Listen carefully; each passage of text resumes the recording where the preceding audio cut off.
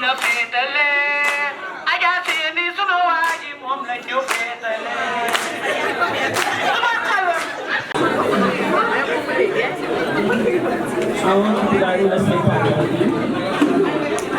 Bismillahirrahmanirrahim. Alhamdulillah daaw fekkee ren dañ koy sant sunu borom a doxal sant bu baax ndax nag préparatif yi mais nag ñu jaaxal gan gana la teeru teral vraiment def ngeen te bu ba tey amuñu ñu ngi kontaan macha allah fi ñu wàcc tabarkàlla ñu ngi mel ni ñu nekk si hôtel 5e étoile reer yi tamit ngeen ñëw bokkandoo ko ñun mënoon ngeen ñoo tegal reer yi rek dem mais ngeen bokk ak ñun toog reerandoo ñun waxtaanandoo ñun vraiment suñu xol sedd la taxoon ñu décentraliser le Saint-Louis la ñuy njëkk a dem rëccuwuñu ko vraiment kontaan nañ ci torop macha allah.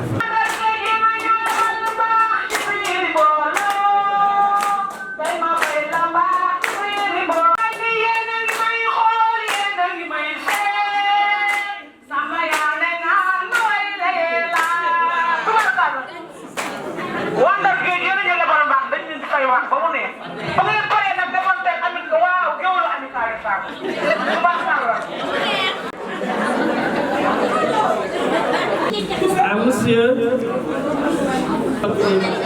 Québec, à monsieur le représentant du directeur général Talambo, à monsieur le chef du centre financier de Saint-Louis, monsieur Monoté, qui est toujours prêt à nous.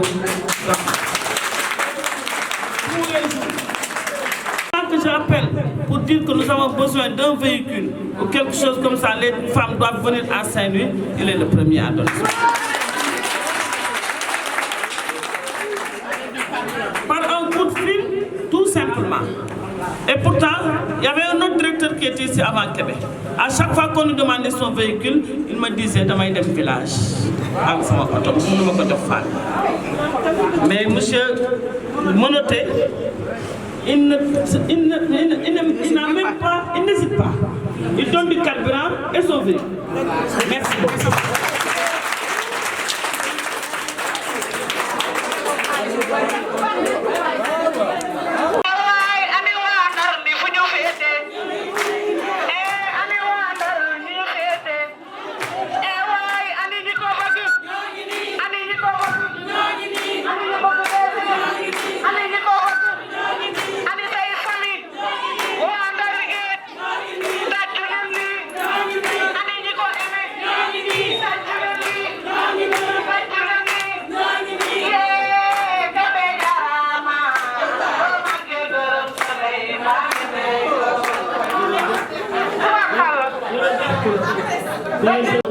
Receveur Saint-Louis sotti wax naa ko nee naa ko na ñëw fii ñu kaay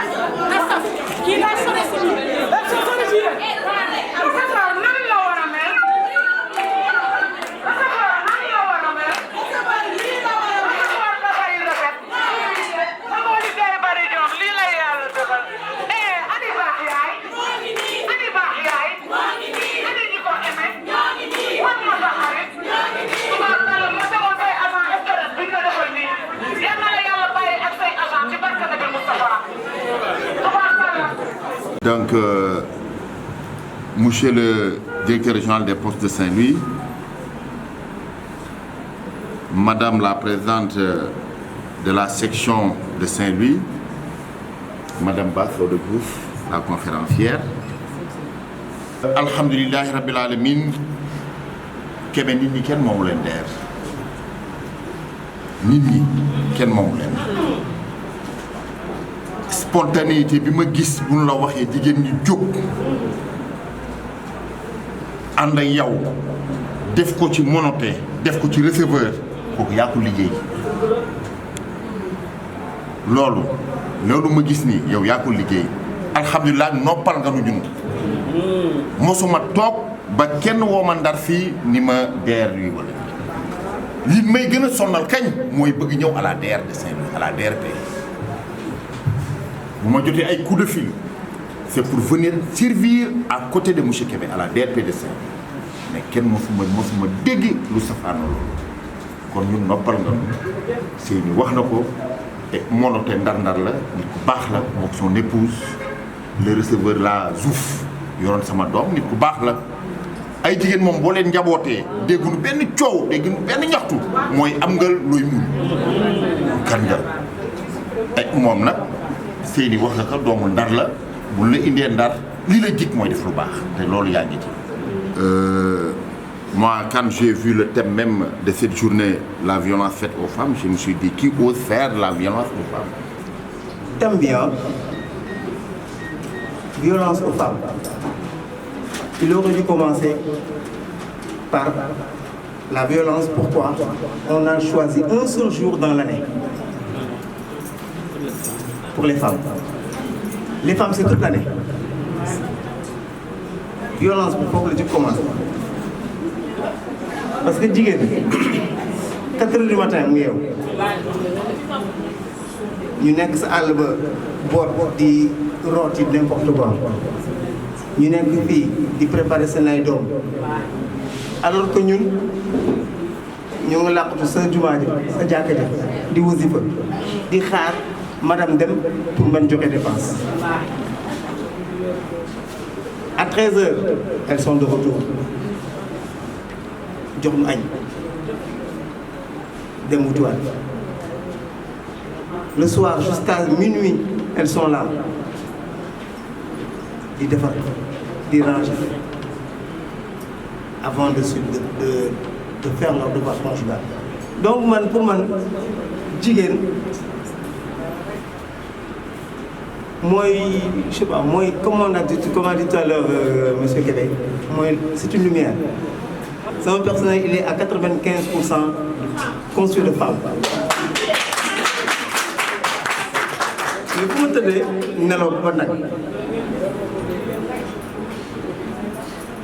et aussi, je remercie l'amicale des femmes parce que je sens en cette amicale des femmes une cohésion, une famille postale. Toujours à la recherche du meilleur. Derrière, bien sûr, les directives du directeur général, M. Valdé. Pour le xam ni yàqu dara. dafa ñëw xam ni que nous les hommes, nous avions échoué. ñu tànn jigéen.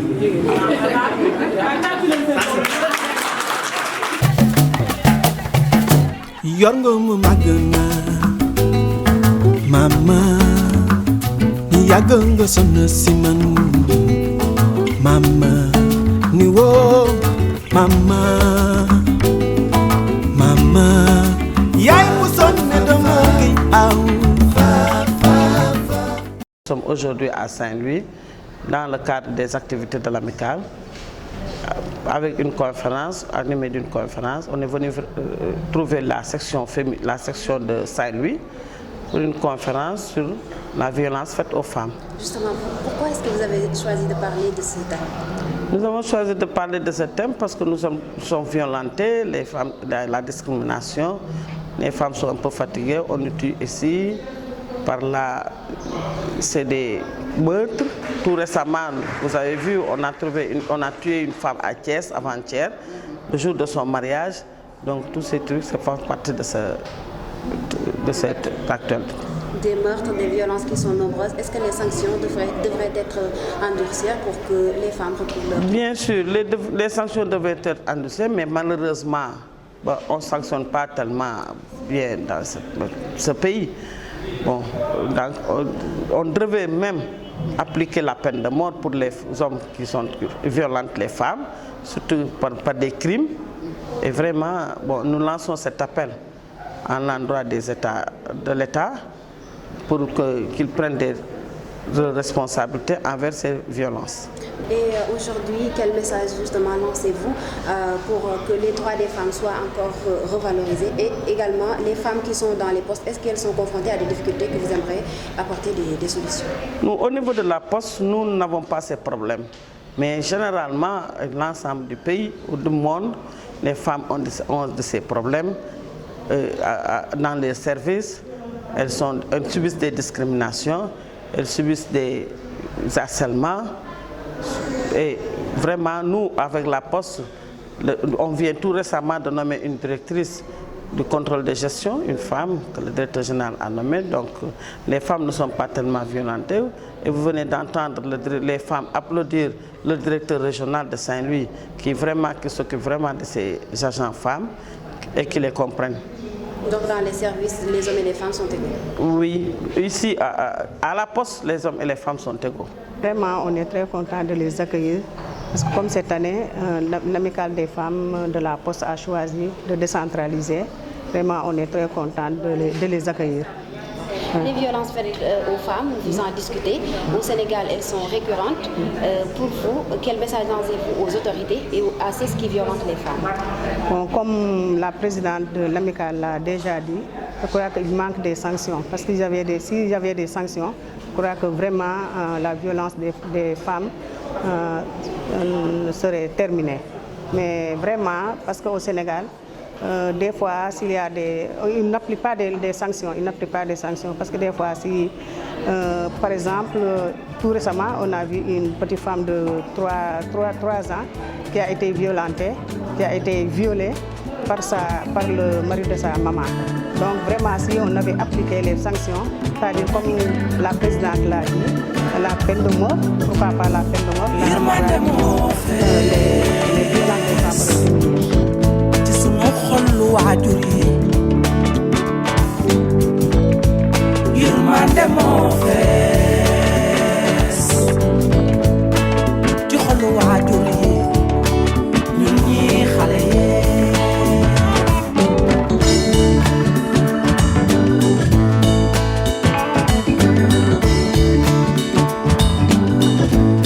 suñuy nelaw mu kër ci kër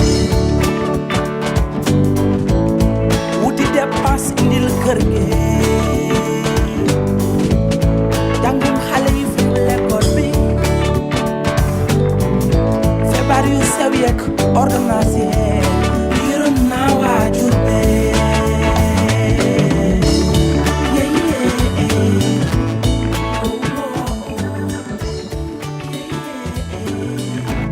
talu ñu nelaw ba sax bi dem si facture yi ci kër gi lii moo lay wan ni ceebu jën doomu dar la ceebu jën doomu dara gi lii si Dakar jamage yu pansement ko ñaari nii ak soo ma xoolal lii si soo si biir lekk na ko si ban yëkkatee sax da ngeen di daw yërmande moo fees xollu waay